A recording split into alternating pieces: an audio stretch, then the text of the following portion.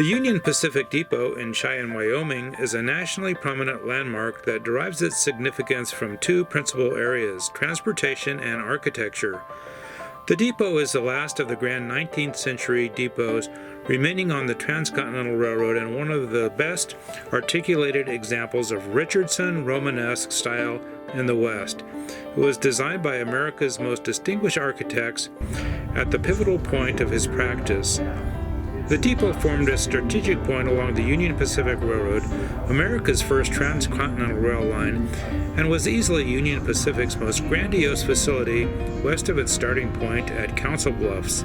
As an integral part of the nation's first transcontinental railroad, the Union Pacific played a central role in the development of rail transportation in America. The Transcontinental Railroad marked a large-scale, federally sanctioned construction in the aftermath of the Civil War.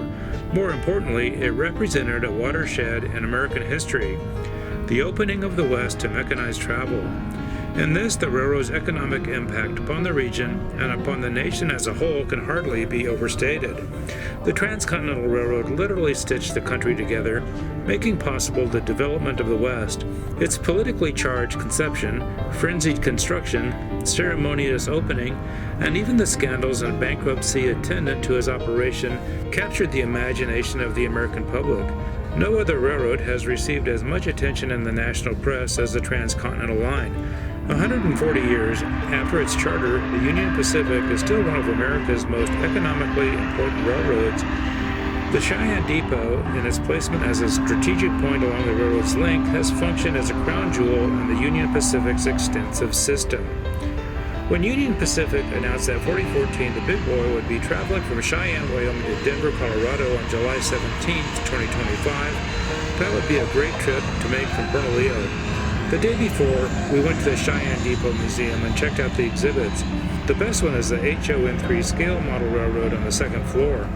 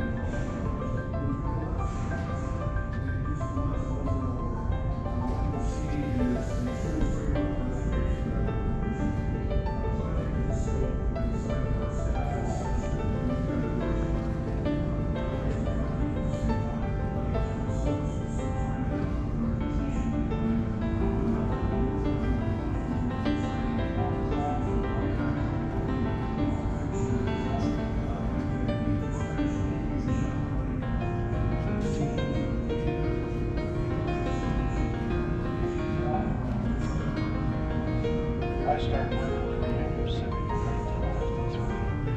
I had an interest in railroading. I spent a lot of time railroading people.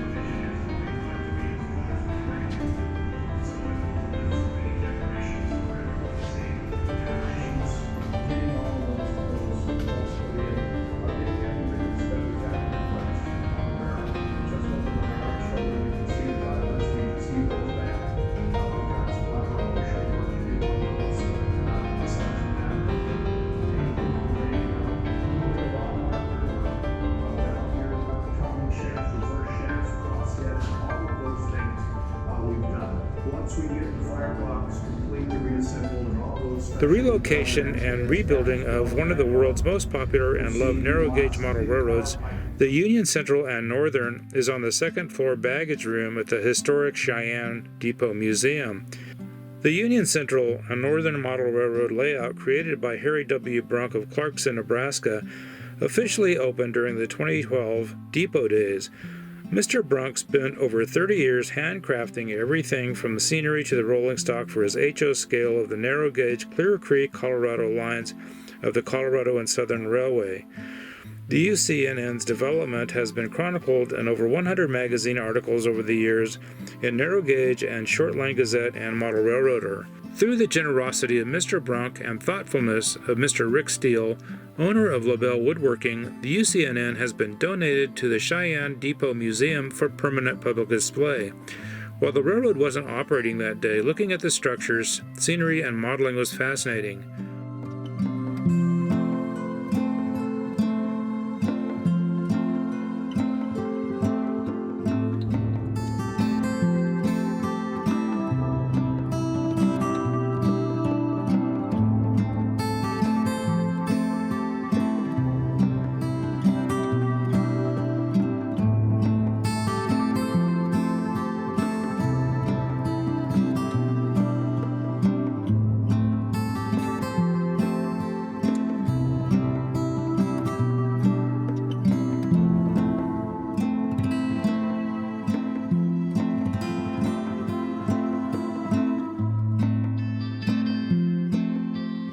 Beyond the depot is Union Pacific's main line, and just beyond that were the cars that would be on the train the next morning.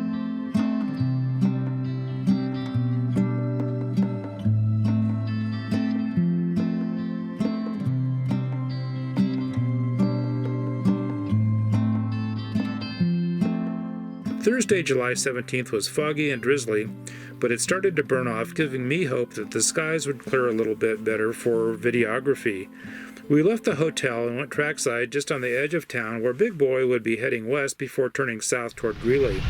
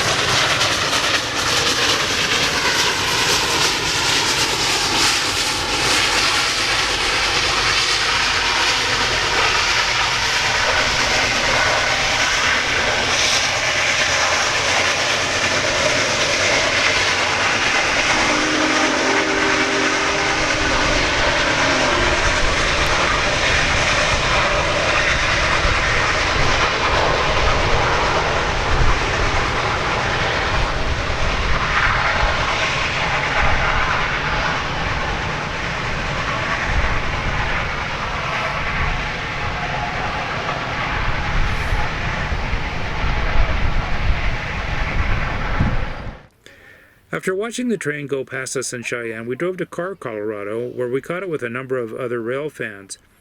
Big Boy stopped briefly in front of the Colorado Model Railroad Museum in Greeley, but we knew it would be crowded and parking would be difficult, so we headed south to Platteville, where I wanted to catch the train in the setting of grain elevators, which are so common along the railroad in this part of the country. The setting was perfect, but the gnats were out of control. Several other people left and went elsewhere, but I persisted and got the shots I wanted.